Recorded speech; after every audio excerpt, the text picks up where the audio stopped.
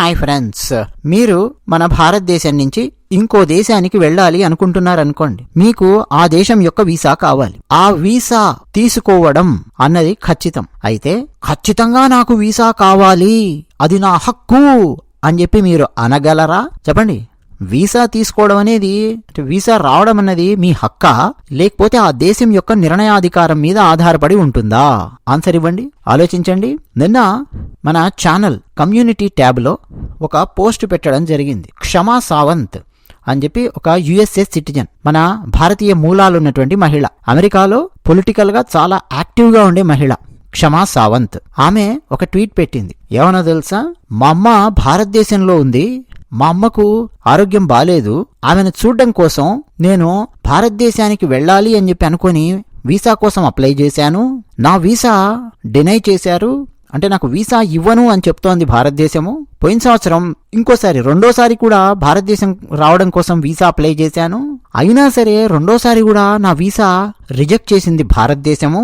చూస్తున్నారా నరేంద్ర మోదీ జర్నలిస్టుల మీద, యాక్టివిస్టుల మీద ఏ రకంగా ఆయన తన ప్రతీకారాన్ని చూపిస్తున్నాడో అని చెప్పి ట్వీట్ పెట్టిందనమాట.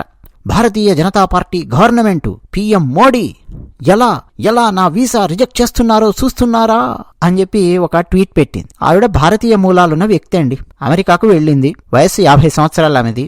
2010లో ఆమెకు యుఎస్ సిటిజన్షిప్ వచ్చింది, అంటే దాదాపు 14 సంవత్సరాల క్రితం. ఆ తర్వాత ఆమె రాజకీయాలలో అమెరికాలో మరింత విస్తృతంగా తిరిగింది. సోషలిస్ట్ బ్యాక్గ్రౌండ్ ఆమెది. ఈ పాటికే మీకు అర్థమైపోవాలి సోషలిస్ట్ బ్యాక్గ్రౌండ్ అంటే ఏమిటో. నెహ్రూ గారు, ఇందిరమ్మ గారు వీళ్ళందరూ చూపించినటువంటి దారి అనమాట సోషలిజం బ్యాక్గ్రౌండ్. కమ్యూనిజానికి ఉన్నటువంటి మరో రూపము, మరో ముఖము, మరో పేరు అని చెప్పి చెప్పుకోవచ్చు. నిరంతరం రోడ్ల మీద పడి కూర్చొని రోడ్ల మీద ధర్నాలు చేయడము, గోలగోల రచ్చరచ్చ చేయడము, పని చేయకుండా పనిచేసేవాడిని చెడగొట్టడము, ఈ పనులలో ముందుంటారు సోషలిస్టు బ్యాచ్లు. ఓకే, ఈవిడ కూడా తన వంతు ప్రయత్నాలు తాను చేసింది.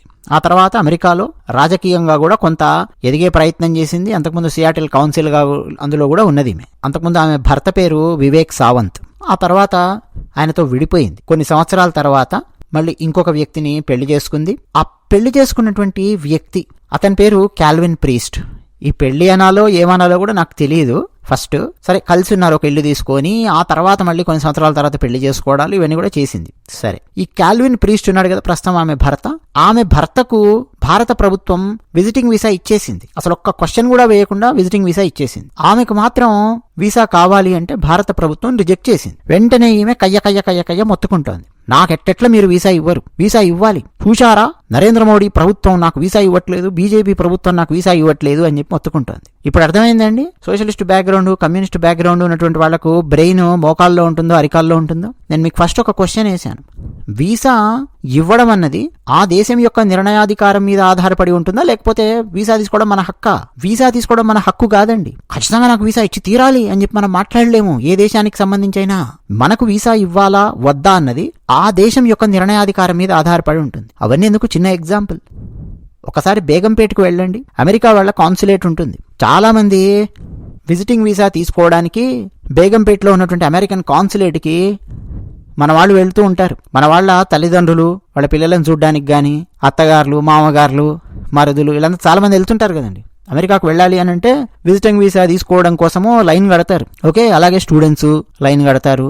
ఫుల్గా డాక్యుమెంటేషన్ అంతా రెడీ పెట్టుకుంటారండి. డాక్యుమెంట్లు తీసుకుంటారు. అలాగే వాళ్ళు వేసే ప్రశ్నలకు కూడా సమాధానాలు కూడా సిద్ధమైపోయి వెళుతూ ఉంటారు పెద్దవాళ్ళు. అవునా కదా? ఇప్పుడు మీరు ఎవరైనా సరే అమెరికాలో ఉన్నారనుకోండి, ఏ వీసా మీదనైనా ఉండనివ్వండి, మీరు మీ దగ్గరికి మీ తల్లిదండ్రులు, మీ అత్తమామో, మీ వాళ్ళు ఎవరో వస్తున్నారనుకోండి, మీరు వాళ్ళని ప్రిపేర్ చేస్తారా లేదా? బేగంపేటలో ఆఫీస్కి వెళ్తున్నావు కదా యుఎస్ఏ కాన్సులేట్కి, వాళ్ళు ఈ ప్రశ్న అడిగితే ఇట్లా చెప్పు, ఆ ప్రశ్న అడిగితే అలా చెప్పు, ఈ ప్రశ్నకు సమాధానం చెప్పకు, ఈ ప్రశ్నకు ఇంతే చెప్పు, ఈ రేంజ్లో ప్రిపేర్ చేసి పంపిస్తున్నారా లేదా? అవునా కదా?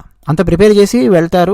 అక్కడ ఉన్నటువంటి యుఎస్ఏ వీసా ఆఫీసర్ క్వశ్చన్ వేసాడు అనుకోండి, క్వశ్చన్స్ వేస్తే ఖచ్చితంగా వీళ్ళు యువతలోళ్ళు అవతలి వ్యక్తికి సరైన సమాధానం ఇవ్వాలి. నిజానికి సరైన సమాధానం అని కాదు, నిన్ను ఆ దేశం లోపలికి రానివ్వాలా వద్దా అని ఆ వీసా ఆఫీసర్ నిర్ణయం తీసుకుంటాడు. కాబట్టి ఆయన సాటిస్ఫై అవ్వాలి నువ్వు చెప్పే సమాధానం. లేదా ఆయన ఏదైనా డాక్యుమెంట్ అడిగితే నువ్వు ఆ డాక్యుమెంట్ కరెక్ట్ గా ఇవ్వగలగాలి. నేను ఇవ్వను పో ఆ డాక్యుమెంటు, నా దగ్గర లేదు పో ఆ డాక్యుమెంటు అన్నారనుకోండి, వీసా ఇస్తారా? ఇవ్వరు. పోయి నువ్వు డాక్యుమెంట్లు కావాల్సినన్ని పట్టుకెళ్ళావు, నిన్ను ఆ ఇంటర్వ్యూలో భాగంగా ఒక 4-5 ప్రశ్నలు వేశారు, దానికి నువ్వు సరైన సమాధానం ఇవ్వలేదనుకోండి, అప్పుడు ఏం చేస్తారు? ఇమ్మీడియట్ గా మీ పాస్పోర్ట్ మీ చేతికి ఇచ్చేస్తారు. మీ పాస్పోర్ట్ మీ చేతికి ఇచ్చారు అన్నట్టు దాని అర్థం ఏంటి? నీకు వీసా రాలేదు అని చెప్పి అర్థం. అంతే, నువ్వు వెడికి వెళ్ళిపోవాలి తప్ప చూశాడా డొనాల్డ్ ట్రంప్ నాకు వీసా ఇవ్వలేదు, చూశారా యుఎస్ఏ దేశము నన్ను మోసం చేస్తోంది, మాకు వీసా ఇవ్వట్లేదు అని చెప్పి అంటే ఎట్లా అండి? Who the hell are you to question other countries government about visa? నీకు వీసా ఇవ్వాలా వద్దనేది వాళ్ళు నిర్ణయం తీసుకుంటారు. కానీ ఇప్పుడు ఈమె చూడండి, క్షమా సావంత్. ఒక్కసారి ఈ 50 ఏళ్ల ఎర్రచొక్క యుఎస్ సిటిజన్ సుందరి పెట్టిన ట్వీట్ ఏంటో చూడండి. As part of the emergency visa application, the Indian consulate in Seattle took my husband's and my US passports. So there is also no indication whatsoever of if and when they will return our US passports, which they have had for over 3 weeks. మన Indian consulate అట అమెరికాలో ఈమె భర్త US passports తీసుకుందంట. Emergency visa application కోసం వీళ్ళు apply చేస్తే 3 వారాలు అయిందంట, ఇంతవరకు ఏం చెప్పలేదంట. ఇంకా ఈమె ట్వీట్ చూడండి, February 1 నిన్నగాక మొన్న పెట్టింది. India's PM Modi and the BJP government are denying me a visa to see my ill mother. ఇంకా చూడండి, ఐఎమ్ నాట్ అలోన్, నేను ఒంటరిదాన్ని కాదు. మోడీ ఇంకా ఎంతమంది యాక్టివిస్టులను, ఎంతమంది జర్నలిస్టులకు వీసాలు ఇవ్వట్లేదు ఇండియాకు రావడానికి అని చెప్పి పెట్టి ఒక పిటిషన్ స్టార్ట్ చేసిందండి. సైన్ ద పిటిషన్ అని చెప్పి ఆమె గూగుల్ డాక్స్లో ఒక పిటిషన్ పెట్టి urge Modi to stop this retaliation అని చెప్పి అందరినీ సైన్ చేయమని. ఈ ఎర్రచొక్కాగాళ్ళు ఎట్లా రెచ్చగొడతారో చూడండి. My socialist Seattle city council office చూడండి ఏమేం పదాలు. ఇండియాస్ రైట్ వింగ్ అంట, యాంటీ వర్కర్ అంట, యాంటీ ముస్లిం పిఎం అంట, నరేంద్ర మోదీ గారి మీద, భారత ప్రధానమంత్రి మీద ఈమె కక్కుతున్న విషం చూడండి. ఈ విష పురుగుకి, ఈ విష పాముకి, ఈ ఎర్ర విష పురుగుకి వీసా ఇవ్వాలండి? చూడండి, వర్కర్స్కి, ఫార్మర్స్కి, ముస్లిమ్స్కి వీళ్ళందరికీ వ్యతిరేకంగా ఉండే సిఏఏ ఎన్ఆర్సీ లాకు వ్యతిరేకంగా పోరాడాము. ఈ డైలాగులు చూడండి, అన్ని ఎర్రచొక్క ఆర్ నారాయణమూర్తి గారి సినిమా డైలాగులు, మాదాల రంగారావు గారి సినిమా డైలాగులు, టి కృష్ణ గారి సినిమా డైలాగులు, సూపర్ స్టార్ కృష్ణ గారి ఎన్కౌంటర్ సినిమా, ఎర్రచొక్క సినిమాల డైలాగులు చూడండి. మొత్తం ట్వీట్ ఎట్లా పెట్టిందో చూస్తున్నారండి. ట్రంప్ ఇప్పుడు స్టార్ట్ చేశాడు మాస్ డిపోర్టేషను క్యాంపెయిను, ఇవన్నీ చేస్తున్నాడు, వర్క్ ప్లేస్ రైడ్స్ అవన్నీ చేస్తున్నాడు, ఇవన్నీ మొదలెట్టింది. వీళ్ళు ఏంటంటే అటు డెమోక్రాట్స్ కాదు, రిపబ్లికన్స్ కాదు, ఎర్రచొక్కాగాళ్ళు అనమాట. మళ్ళీ భారతదేశం నుంచి అమెరికాకు వెళ్ళి ఈమె భారతదేశం మీద, భారత ప్రభుత్వం మీద విషం కక్కుతూ మరో పక్క వీసా కావాలంటే ఈమెకి. ఏ దేశమైనా వీసా ఇస్తుందండి? ఆలోచించండి మీరే ఒక్కసారి. అర్థమవుతుంది కదా ఇప్పుడు నేను చెప్తున్నది. ఎటువంటి భయంకరమైన వాళ్ళు, అది కూడా భారతదేశంలో పుట్టి పెరిగింది ఈమె, భారతదేశంలో చదువుకొని సచ్చింది, అమెరికాకి వెళ్ళింది అదృష్టం కలిసి వచ్చి. తెలివితేటలు అవసరం లేదు కదండి ఈ మధ్య కాలంలో అమెరికాకి వెళ్ళాలంటే. అవి ఒకప్పుడు 1960s, 70s, 80s ఆ టైంలో తెలివితేటలు ఉంటేనే బాగా అమెరికాకి వెళ్ళేవాళ్ళు. ఆ తర్వాత తెలివితేటలు అక్కర్లేదు కదా ఎక్కువగా. అతేసరి తెలివితేటలున్నా, యావరేజ్ తెలివితేటలున్నా ఏమన్నా అమెరికాకి వెళ్ళొచ్చు. అదృష్టం బాగుండి H1B వీసాలో పిక్ అయిపోతే వెళ్ళిపోవచ్చు, అవునా కదా? సో వెళ్ళి మొత్తానికి అక్కడ ఉండి అమెరికా సిటిజన్షిప్ తీసుకొని భారత ప్రధానమంత్రి మీద, భారత ప్రభుత్వం మీద విషం కక్కుతూ వీసా కావాలి, నాకు ఇంకా వీసా ఇవ్వట్లేదు, ఈమె ఇంకా వీసా ఇవ్వట్లేదట, 3 వారాలు అయిందట ఈమె భర్త పాస్పోర్ట్ అక్కడ పెట్టుకొని ఇండియన్ కాన్సులేట్ లోపల. సో నరేంద్ర మోదీ గారి మీద ఒక నెగిటివ్ క్యాంపెయిన్ రన్ చేస్తుంది. అదే అమెరికా వీసా కనుక ఎవరికని ఇవ్వలేదనుకోండి, భారతదేశంలో ఏ విజిటింగ్ వీసానో ఇవ్వలేదనుకోండి, అమెరికాలో మా అమ్మాయి ఉందండి, అమెరికాలో మా అమ్మాయి కడుపుతో ఉందండి, లేదా మా కోడలు కడుపుతో ఉందండి, అసలు ఫస్ట్ కడుపుతో ఉందండి మేము వెళ్తున్నామండి అని చెప్తేనే వీసా ఫస్ట్ రిజెక్ట్ చేస్తారనుకోండి. మా అమ్మాయిని చూడ్డానికి వెళ్తాను, మా అబ్బాయిని చూడ్డానికి వెళ్తాను, నాకు వీసా ఇవ్వట్లేదు వీడు, ఈ దొంగ వెధవా యుఎస్ ఆఫీసర్ గాడు ఆ ట్రంపు అని చెప్పి ఒక పెద్ద క్యాంపెయిన్ రన్ చేయండి, ఒకసారి చూద్దాం. ఎవడన్నా రన్ చేయమనండి భారతదేశంలో. అమెరికా వాడు కనీసం దిక్కు కూడా చూడ్డు. భారతదేశం చాలా బెటర్ అండి బాబు. ఇంకా వీళ్ళ పాస్పోర్ట్స్ ఇంకా అక్కడే ఉన్నాయి ఇండియన్ కాన్సులేట్ లోపల, ఇచ్చినా ఇస్తారు భారతదేశం అధికారులు వీసా. యుఎస్ వాడైతే ఇవ్వడు. యుఎస్ ప్రభుత్వానికి వ్యతిరేకంగా క్యాంపెయిన్లు రన్ చేయడము ఇవన్నీ చేస్తే అసలు ఆ పైదాకా వెళ్ళదు. ట్రంప్, బైడెన్ ఉన్న, ట్రంప్ ఉన్న, ఎవరున్నా పై లెవెల్ వాళ్ళు పట్టించుకునేంత అవసరం లేదు. యుఎస్ వీసా ఆఫీసర్సు గమనించారంటే చాలు, అమెరికాకు వ్యతిరేకంగా మాట్లాడుతున్నారు, అమెరికాకు వ్యతిరేకంగా ఏమైనా చేస్తున్నారు, ఫ్రీడమ్ ఆఫ్ ఎక్స్ప్రెషన్కు పైత్యానికి మధ్య తేడా ఏంటి అనేది స్పష్టంగా తెలుసు. అక్కడ యుఎస్ వీసా గ్రాంట్ చేసే ఆఫీసర్స్కి ఇమ్మీడియట్గా రిజెక్ట్ చేస్తారు. వాళ్ళ కారణాలు కూడా చెప్పారు తెలుసా. మళ్ళీ ఈ ఎర్రచొక్కా సుందరి కారణాలు కూడా అడుగుద్ది. ఒకవేళ వీసా రిజెక్ట్ చేశారనుకోండి, ఎస్ డెఫినెట్గా వీసా రిజెక్ట్ చేసేటువంటి హక్కు ఉంటుంది ఏ దేశానికైనా సరే. నువ్వు అన్ని డాక్యుమెంట్స్ సబ్మిట్ చేసినా సరే నిన్ను వాళ్ళ దేశంలోకి రానివ్వకూడదు అని చెప్పి వాళ్ళని కూడా ఖచ్చితంగా రిజెక్ట్ చేయొచ్చు. ఏ దేశం వాడికైనా ఆ హక్కు ఉంది. వాడి దేశం లోపలికి ఎవరిని రానివ్వాలి, ఎవరిని రానివ్వకూడదు అని ఆ హక్కు ఆ దేశం యొక్క అధికారుల దగ్గర ఉంది, ఆ దేశ ప్రభుత్వం దగ్గర ఉంది. నీకు హక్కు లేదు.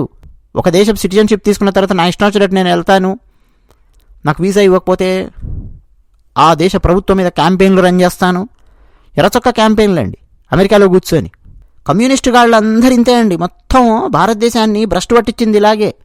వాడింట్లో ఏదో సమస్య ఉంటుంది, జనాలందరి సమస్య అని చెప్పి వాడు తుపాకి తీసుకొని అడవుల లోపలికి వెళ్ళేవాళ్ళు. అసలు సమస్య వాడి పర్సనల్ ప్రాబ్లం. వాడి పర్సనల్ ప్రాబ్లం వాడు సాల్వ్ చేసుకోవాలి అని అంటే వాడు సరిగ్గా చదువుకొని సరిగ్గా ఉద్యోగం చేసి లేదా సరిగ్గా వ్యాపారం చేసో ఆర్థికంగా తన కుటుంబాన్ని నిలబెట్టుకునే ప్రయత్నం ఇట్లేమైనా చేస్తే యువత బాగుండేది. అట్లా కాదు. 90sలో ఈ గద్దరన్న పాటలు, ఫుల్ గద్దరన్న పాటలు ఊళ్ళల్లో వీడియోలు వేసి మరీ చూపించేవాళ్ళు అన్ని జిల్లాలలో, మొత్తం సమైక్య ఆంధ్రప్రదేశ్ లోపల. కొన్ని చోటికి గద్దర్ గారు ఆయన వెళ్తూ ఉండేవారు, గజ్జగట్టి ఆడుతూ మెల్లిగా నక్సలైట్ లోపలికి దింపడం, పంపించడం, కుదరకపోతే సానుభూతి పరులను తయారు చేయడం, కమ్యూనిస్ట్ సానుభూతి పరులను. లేకపోతే ఆయన వెళ్ళలేకపోతే ఆయన వీడియోలు వేసి చూపించడం, ఊళ్ళల్లో రాత్రుల్లో కూర్చోబెట్టి గ్రామాలలో ఈ నక్సలైట్లు వెళ్ళి మెల్లిగా యువతకు తుపాకులు ఇచ్చి అక్కడ దిగి మలపడం. అందులో చాలామంది ఎందుకు వెళ్ళేవాళ్ళు అనుకున్నారు? వాళ్ళ పర్సనల్ సమస్య ఉంటుంది. ఆ పర్సనల్ సమస్య అని చెప్పి చెప్పరు ఎవడు. మళ్ళీ నక్సలైట్ల నుంచి బయటకు వచ్చిన వాళ్ళు ఉంటారు చూడండి, మా పర్సనల్ సమస్య వల్ల వెళ్ళాను అని చెప్పి ఎవరు చెప్పరు. ప్రజల కోసం వెళ్ళాము, చైతన్యం కోసం, ఇవన్నీ చెప్తారు.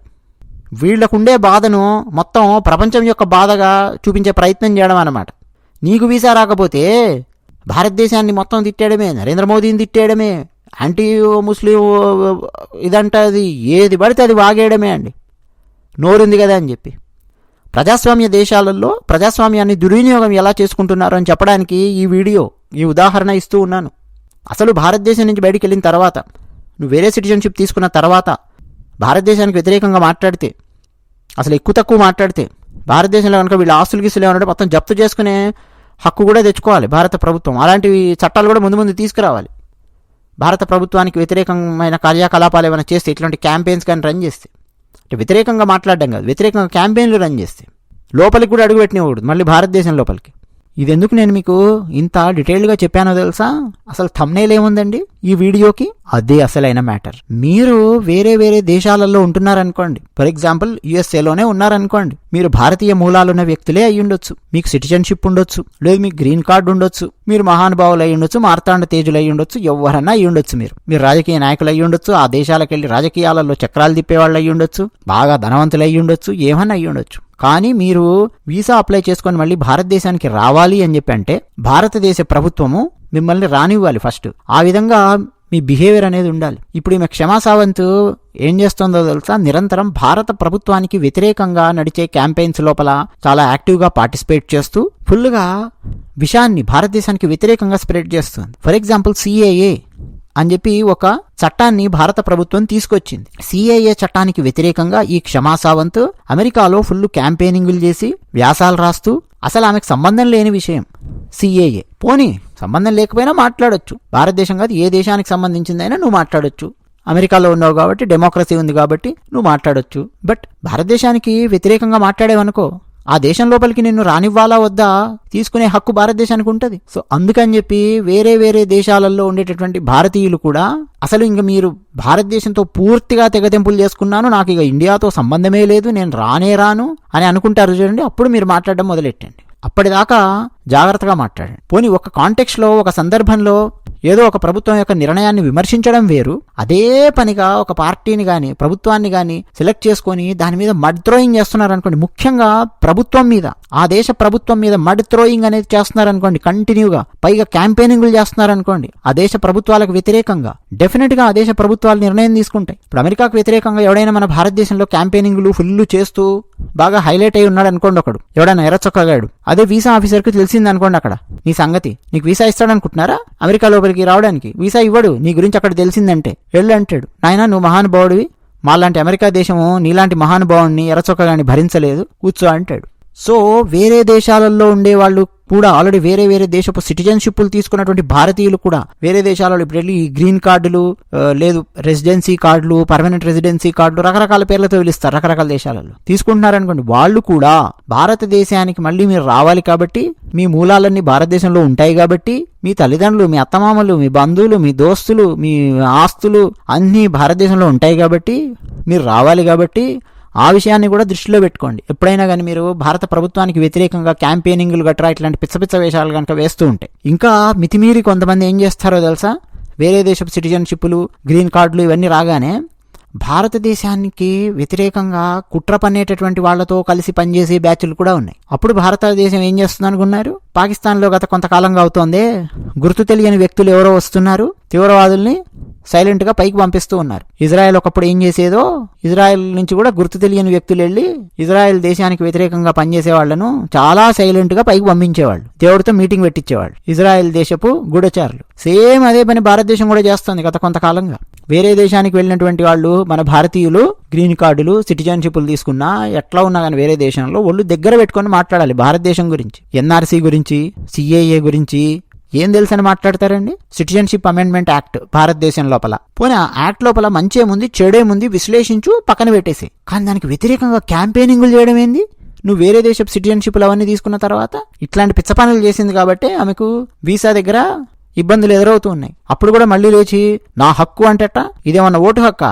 ఓటర్ ఐడి కార్డు కావాలి, నేను భారతీయురాలని, నాకు ఓటర్ ఐడి కార్డు లేదేమిటి అంటే అప్పుడు సచ్చినట్టు ప్రభుత్వం కాదు, ఎవడైనా పరిగెత్తుకుంటూ వచ్చి ఓటర్ ఐడి కార్డు ఇవ్వాల్సిందే నీకు. అది హక్కు. వీసా అనేది నీ హక్కు కాదు, అవతల దేశం యొక్క నిర్ణయాధికారం. నువ్వు భారతీయురాలు కావు అసలు. ఇప్పుడు నువ్వు అమెరికన్ సిటిజన్వి, నువ్వు భారతదేశానికి రావాలి అని అంటే ఈ వీసా ఉంటుంది, ఈ వీసా తీసుకోవాలి, అక్కడ నీకు అప్రూవల్ ఇవ్వాలి. నీ నేమ్ రెడ్లో ఉందనుకోండి, రెడ్ ఫ్లాగ్ లో ఉందనుకోండి నీ నేము, ఆబ్వియస్ గా నీకు వీసా ఇవ్వరు. నోరు మూసుకొని అక్కడ జావు, అక్కడ పడి జావు అమెరికా లోపల. ఇదన్నమాట విషయం. చెప్పండి, కరెక్టా కాదా? మీరే చెప్పండి సార్, నేను చెప్పింది అది విషయం. ధన్యవాదాలు.